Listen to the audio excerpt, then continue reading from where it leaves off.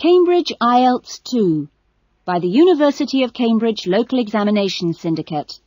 Published by Cambridge University Press, 2000. This recording is copyright. Cassette 1, Side 1. Test 1. You will hear a number of different recordings and you will have to answer questions on what you hear. There will be time for you to read the instructions and questions, and you will have a chance to check your work. All the recordings will be played once only. The test is in 4 sections. Write all your answers in the listening question booklet. At the end of the test, you will be given 10 minutes to transfer your answers to an answer sheet. Now turn to Section 1.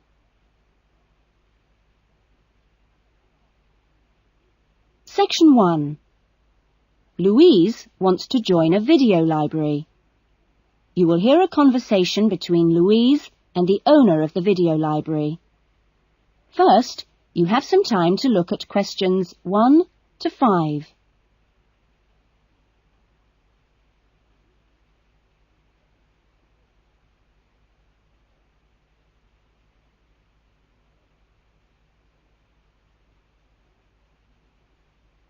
You will see that there is an example that has been done for you. On this occasion only, the conversation relating to this will be played first. Oh, hello. I'd like to join the video library. OK, would you like to fill in the application form now? Yes, I can do it now. Hold on and I'll get a form. Now, I'll just ask you a few questions and then I'll get you to sign at the bottom. Right. What's your full name? Louise Cynthia Jones. Jones. Yes, that's right. Louise's surname is Jones, so Jones has been written on the form. Now we shall begin. You should answer the questions as you listen, because you will not hear the recording a second time. Listen carefully to the conversation and answer questions 1 to 5. Oh, hello. I'd like to join the video library. OK, would you like to fill in the application form now? Yes, I can do it now. Hold on and I'll get a form. Now, I'll just ask you a few questions and then I'll get you to sign at the bottom. Right. What's your full name? Louise Cynthia Jones. Jones. Yes, that's right. OK. And what's your address? Apartment 1, 72 Black Street, Highbridge. Black Street? That's just round the corner, isn't it? Yes. OK, so the postcode is 2085, right? Yes, 2085. And your telephone number? I need both home and work. Home is 9835-6712, and work is 9456-1309. Do you need any ID or anything like that? Yes, we need your driver's license number. That is, if you have one. Yes, I know it off by heart. It's an easy one. 2020BD. Do you need to see it? Yes, I'm afraid I do. Here. Right, thanks. And could you tell me your date of birth, please? 25 July, 1977. That's the most important part out of the way, but could I just ask you a few questions for a survey we're conducting? Okay. Before the conversation continues, you have some time to look at questions 6 to 10.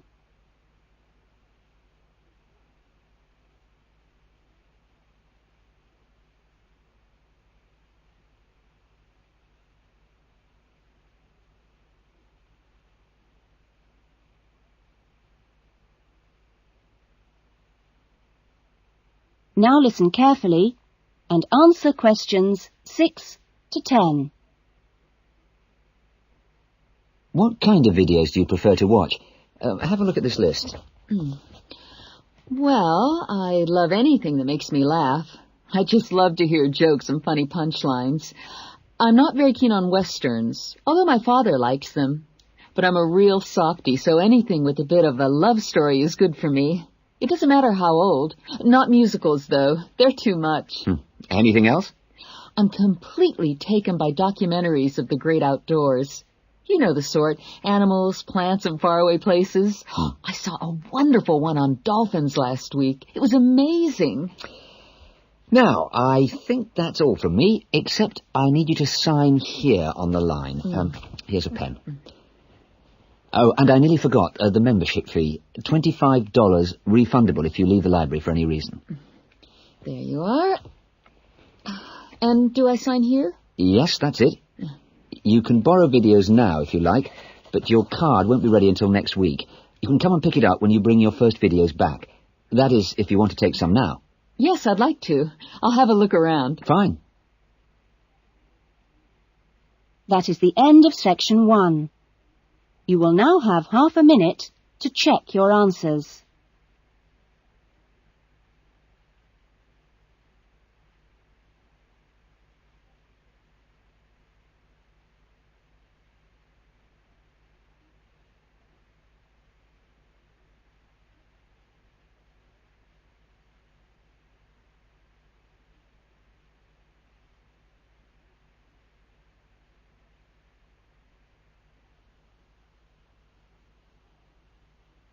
Now turn to section 2.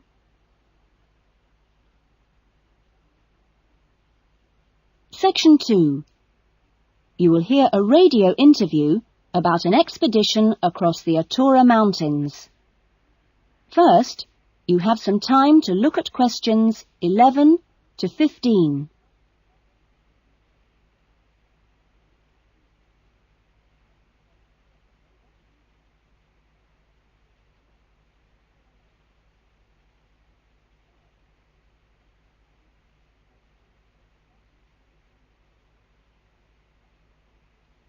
Now listen carefully to the interview and answer questions 11 to 15. A dream came true in 1995 when, over 96 days of the spring and summer, an expedition of 4 men undertook what they believed to have been the first and only complete end-to-end crossing of Morocco's Atura Mountains. I talked to Charles Owen, the leader of the expedition group, about the trip. Charles, how much planning went on beforehand? Well, as you know, I run these walking trips across the mountains for tourists, and over the years I've collected maps and other data to prepare what I call a route book for this trip. And this book basically shows the route across the mountains that we took. You actually broke records while you were out there, didn't you? Yes, it was 900 miles in total, and we managed to climb 32 peaks that were over 3,000 metres high, including Tube Karl, which is, of course, the highest in North Africa. Yeah. We weren't actually out to make a name for ourselves. It just happened, really. What was the weather like? Oh, it got us right from day one, and we were pretty taken aback, really, to find that it rained on quite a number of days. And so we were forced to start replanning our route almost from the outset. One of the obvious problems is the heavy snow which blocks the mountain passes, so you have to make considerable detours. When we were on the way to Imilchil, for example, the snow forced us into a northern bypass, which was new to us. But anyway, either way, we would have been rewarded because, well, we fell upon amazing high meadows, huge gorges, and wonderful snow-capped mountains. The scenery was as fine as any we saw on the trip, and that was how it was every time. Having to take another pass was never a disappointment. You now have some time to look at questions 16 to 20.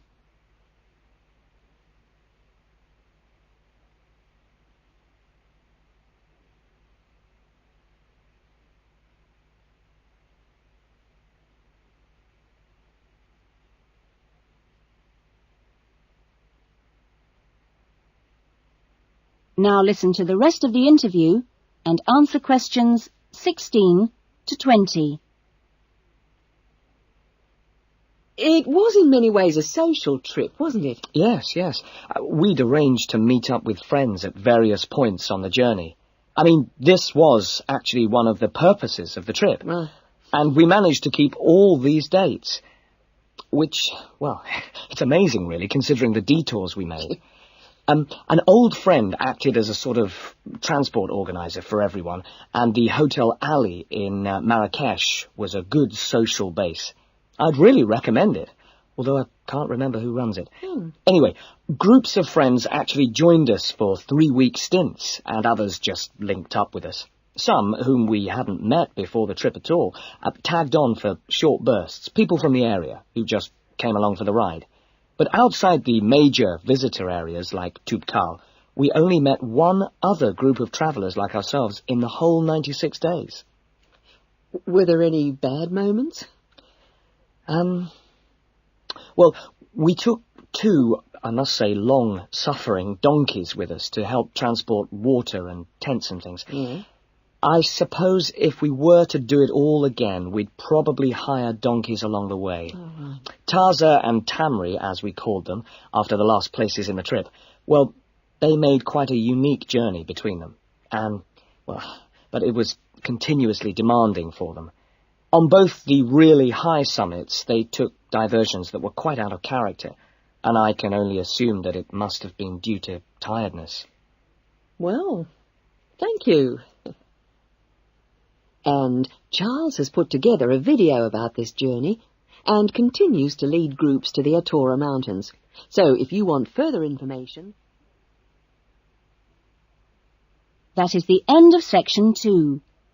You will now have half a minute to check your answers.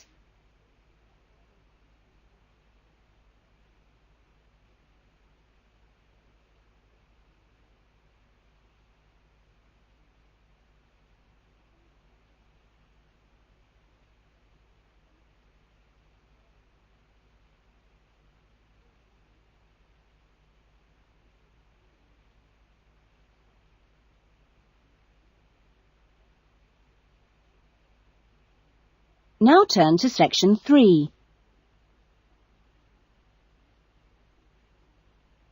Section 3.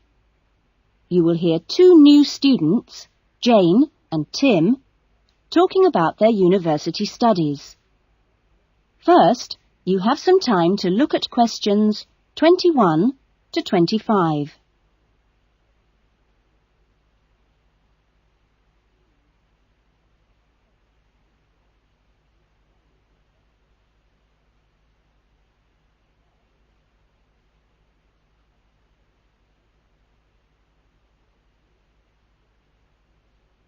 Now listen carefully to the discussion and answer questions 21 to 25. Hi, Tim. Jane. How are you? Fine. I've been wondering when I'd run into you. Have you been here long? I arrived yesterday, on Sunday. How about you? I got here a few days ago, on Saturday. No, wait a minute. What's today?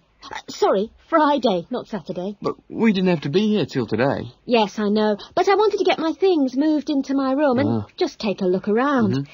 So, did you decide to do English in the end? No, I changed my mind and opted for history instead. Oh.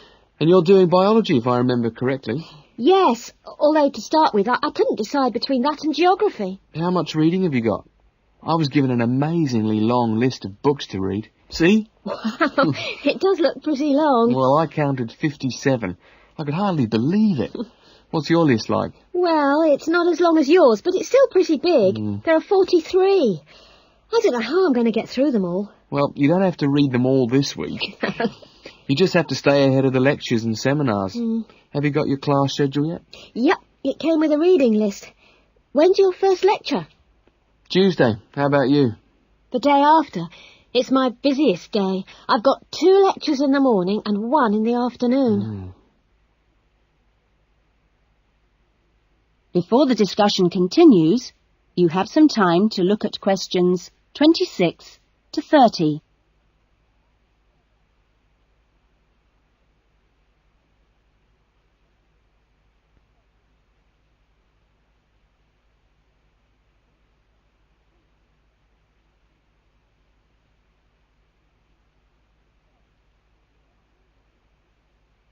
Now listen carefully and answer questions 26 to 30.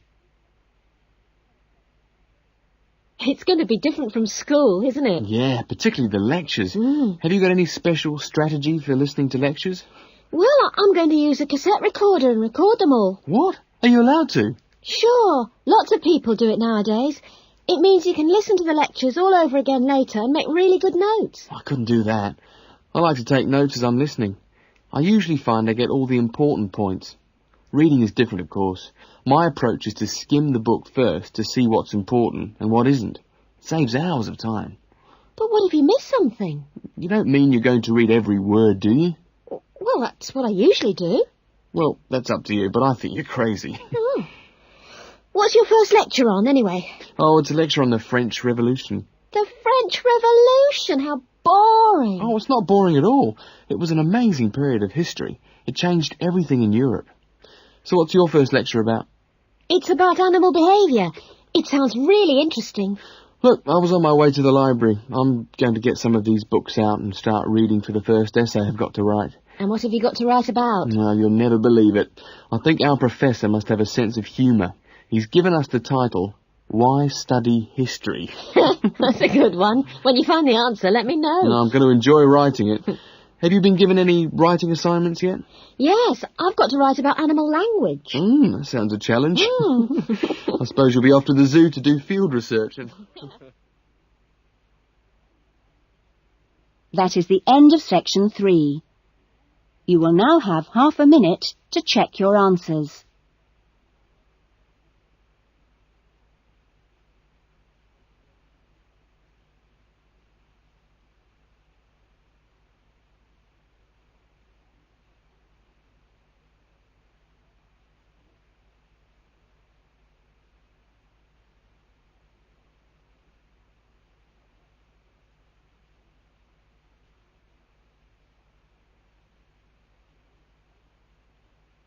Now turn to section 4. Section 4. You will hear a lecture being given to school leavers on the jobs people can get in sport and the training programs available to prepare for those jobs. First, you have some time to look at questions 31 to 40.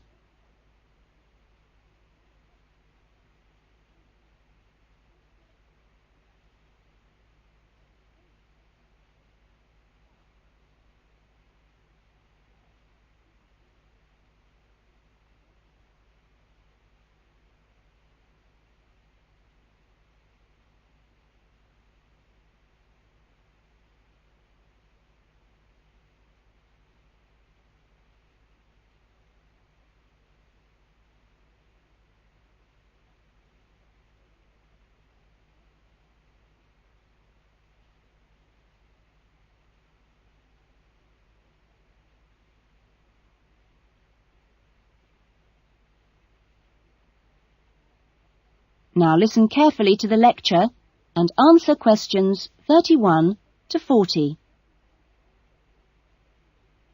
Welcome to Further Education Information Week. This is the Physical Education Faculty session, and I'm the head of the faculty. During the course of this morning, we hope to give you a clear idea of what we offer in our training programs, and we will look at the types of courses and the entry requirements, if any, for those courses. Some of these courses are open to school leavers, but for some, you need previous qualifications or relevant successful employment. So, firstly, the Physical Fitness Instructors course is offered as a 6-month certificate course, which includes an important component of personal fitness, but there are no specific entry requirements.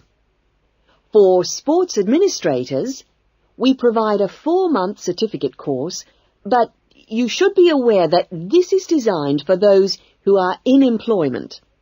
This employment must be current and related to sports administration. For the sports psychologist course, we offer a 1-year diploma course, but this diploma course is available only to those who already hold a degree in psychology. So you need to make sure you have that before you apply to do this course. Now, for physical education teachers, we offer a 4-year degree in education. This degree course is designed for preparing students to teach in primary and secondary schools and needs no prior qualifications, as it is entered directly by school leavers. And lastly, for the recreation officers course, we offer a 6-month certificate. Entry to this course normally includes applicants of a wide range of ages and experiences, but we do not insist on any prerequisites for this course. Remember that this is a vocational training institute. We train you so that you can take up a particular kind of job. So it is important that you know the main roles of the jobs, what the work is like, and what kind of qualities you need to succeed at them. A physical fitness instructor works in health and fitness centres, preparing individual programs for ordinary members of the public. Physical fitness instructors prepare routines of exercises to suit the individual client's age and level of fitness. Sports administrators run clubs and sporting associations. Their duties include such things as booking playing fields with local councils and organising the schedule of games or events for the club. So they need good organisational skills. Sports psychologists spend time with professional athletes, helping them approach competition with a positive mental attitude to enable them to achieve their personal best. They do this by improving motivation and concentration, or assisting with stress management. Physical education, or PE teachers, instruct young students in how to exercise, play sport, and do other recreational activities correctly and safely. PE teachers help the development of coordination, balance, posture and flexibility, with things like simple catching and throwing skills. They are not expected to be experts in all sports, but must be able to show students the basic techniques involved in a wide range of activities. Recreation officers often find themselves working for local government authorities and local groups. Their aim is to raise people's awareness of healthy lifestyles and improve general fitness through arranging recreational activities for groups of all ages, from the very young to the elderly. There are many other job opportunities which our graduates can look forward to. If you're interested in any of these, then I suggest... That is the end of section 4. You will now have half a minute to check your answers.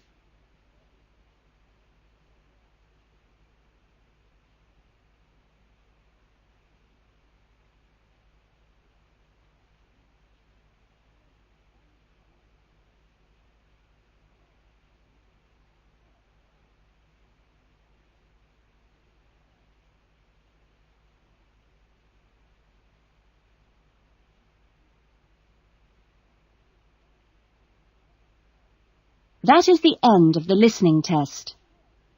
In the IELTS test, you would now have 10 minutes